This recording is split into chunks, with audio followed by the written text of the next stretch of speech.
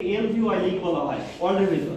সেই Harvard university যেটা হচ্ছে সবথেকে বিশ্বের ডিমান্ডেবল ইউনিভার্সিটি, এই ইউনিভার্সিটি উনি 11 বার পরীক্ষাতে ফেল হয়েছে। উনাকে বলছে হচ্ছে যে আপনি এই ইউনিভার্সিটিতে চান্স মানে চান্স পাওয়ার যোগ্যতা আপনার নাই, মানে আপনি এই ইউনিভার্সিটিতে পড়ার মতো যোগ্যতা আপনার নাই। 11 বার ফেল হওয়ার পরে উনি চিন্তা করলো যে আমার তো হার্ভার্ডে হলো না, এখন তাহলে কি করা যায়। উনি ফ্যামিলি নর্মাল ফ্যামিলি উঠে আসছে। উনি তখন চিন্তা করলো যে আমি তাহলে জবের জন্য প্রিপারেশন নিই। এবং উনি সবথেকে বড় কথা হচ্ছে যে প্রত্যেকটা পরীক্ষাতে পরীক্ষা দিয়েছে এবং জব অন্য মানুষের ওনার হয় না।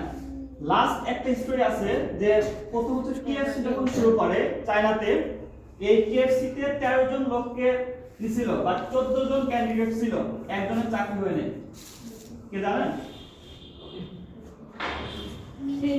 ওয়ার্ল্ডের ভিতর আজকে হচ্ছে সবথেকে আপনার যদি 5 জন ধনী বলেন তার ভিতর একজন, এবং হচ্ছে ওনার যে স্পিক হার্ভার্ড ইউনিভার্সিটি প্রফেসর পর্যন্ত শোনে, যেখানে উনি হার্ভার্ড ইউনিভার্সিটি চান্স পায় নাই।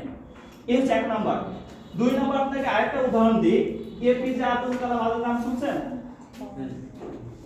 ইনার লাইফ হচ্ছে উনি যে এখান থেকে পড়ালেখা করছিল ওখানে হচ্ছে 7 জনকে হচ্ছে পাইলটের জন্য করে, আপনার হচ্ছে পাইলটের জন্য নেয়, বাট ওনার রোল ছিল 8 নাম্বার।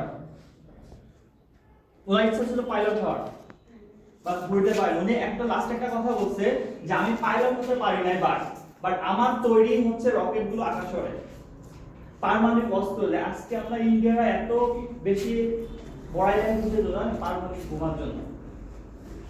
তা আজকে দেখেন, এই জন্য হচ্ছে যদি কোনো পরীক্ষাতে খারাপ করে আপনি কখনোই তাকে বরং আপনি বলবেন যে সে এই পরীক্ষা খারাপ করে নেক্সট পরীক্ষা অবশ্যই ভালো করবে।